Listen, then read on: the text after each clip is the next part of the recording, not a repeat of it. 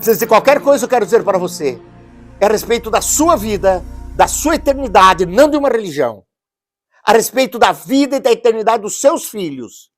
A respeito da sua história antes e depois da morte. Sim, é a libertação de um fogo eterno. Como que eu vou ficar calado e guardar isso só para mim?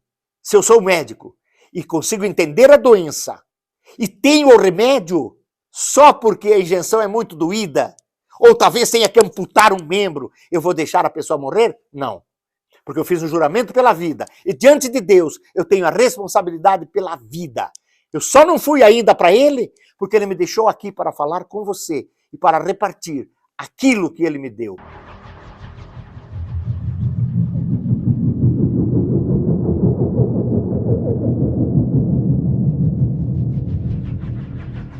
Olá, queridos, aqui é o pastor Eliseu Batistão, nós já nos conhecemos e sim, nós temos a grande preocupação do que está acontecendo na área espiritual das pessoas, dos nossos jovens, nesses tempos que temos que trabalhar e lidar com tantas angústias.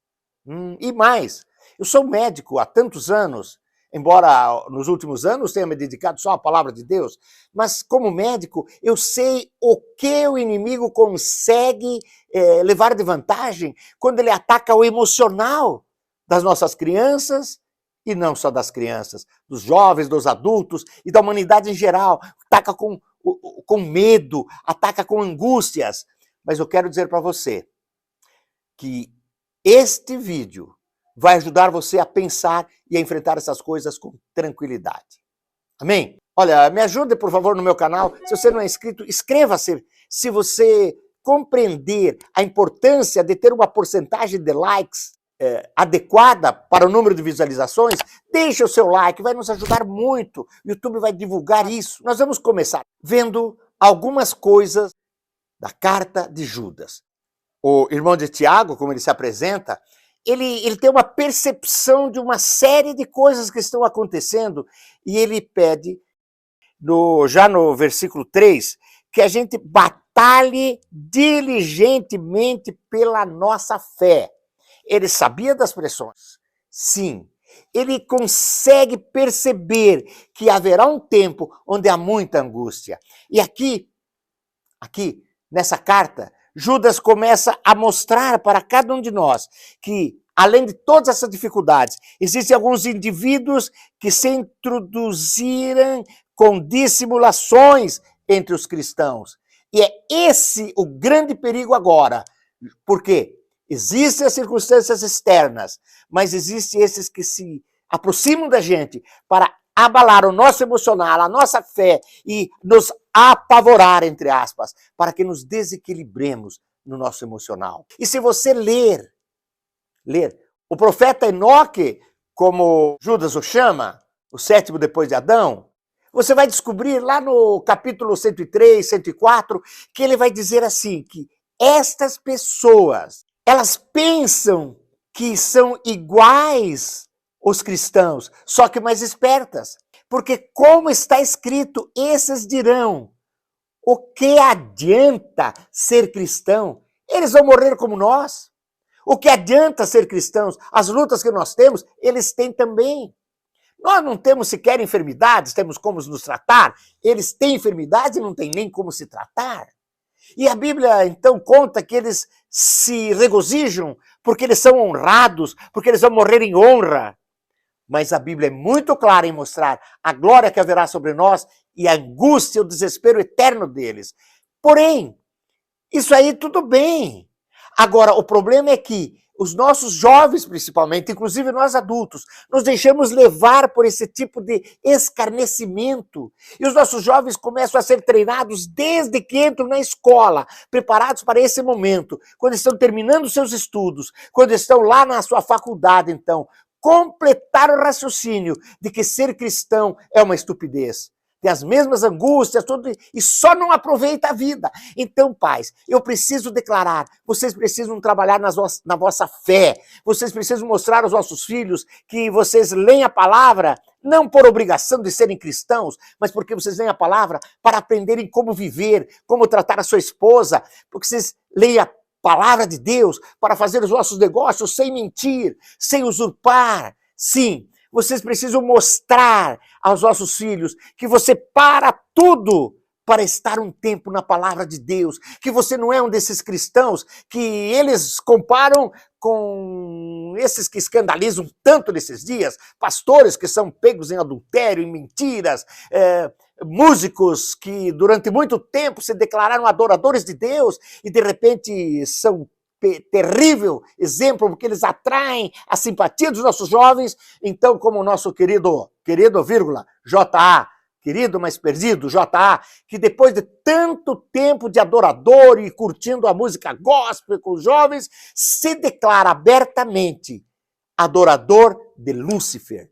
Então, todas essas coisas fazem com que esse escarnecer dos nossos jovens por serem cristãos e eles olharem uma família que não tem essa seriedade, essa sinceridade com Deus, que não tem uma sede do Espírito Santo, que não busca alimentar-se da palavra de Deus para poder ter uma base na sua fé. Ah, querido, esses nossos jovens não resistem. Eles vão cuidar da sua vida, vão pensar lá no ganhar dinheiro, ter qualidade, ser um dos que hoje estão escarnecendo os cristãos.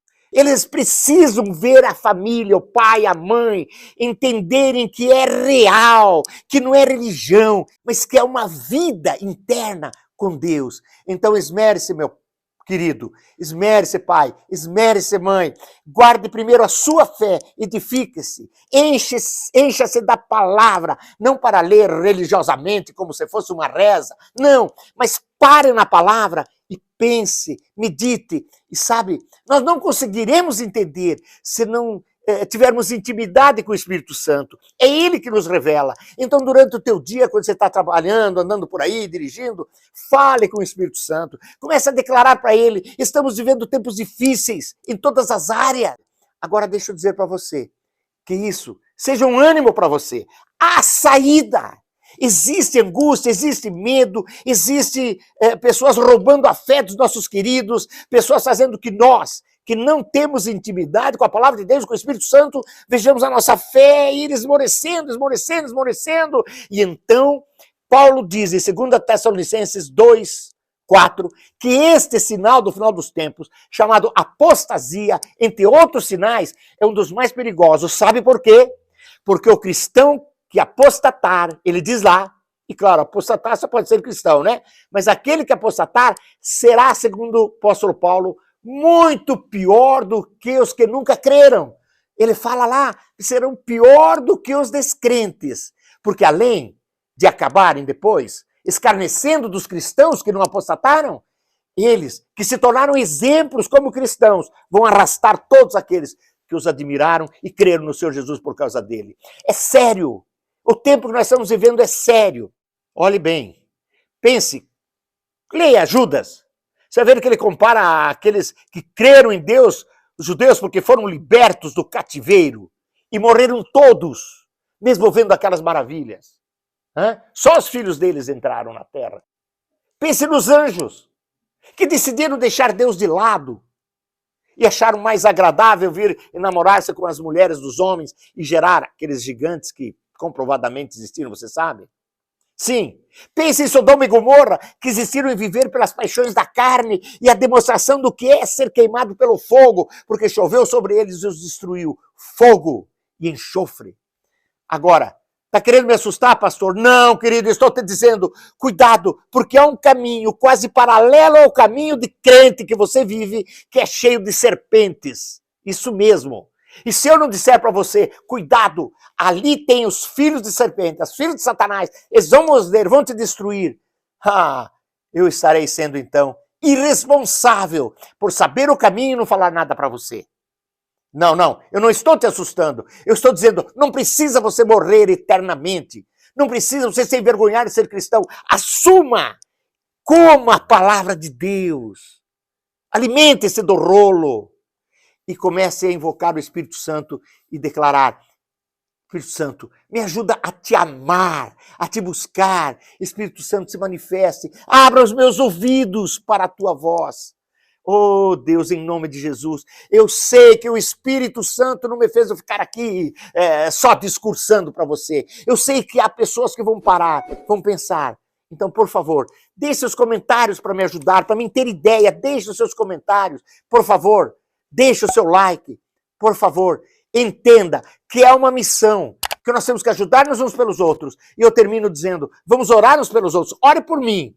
E eu oro por aqueles que nos assistiram o nosso vídeo.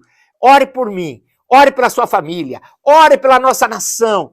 Ore pela igreja desses dias. Porque o inimigo infiltrado está fazendo grande confusão. Dançando e fazendo o que quer. Dentro de muitas das igrejas que já foram muitas delas. Cristãs de verdade. Igreja do Senhor Jesus Cristo. E hoje, infelizmente, estão passando por tantas lutas. Deus te abençoe. Não esqueça, é a sua vida, é a vida dos seus filhos, é a nossa eternidade. Vale a pena sermos sérios com isso, ok?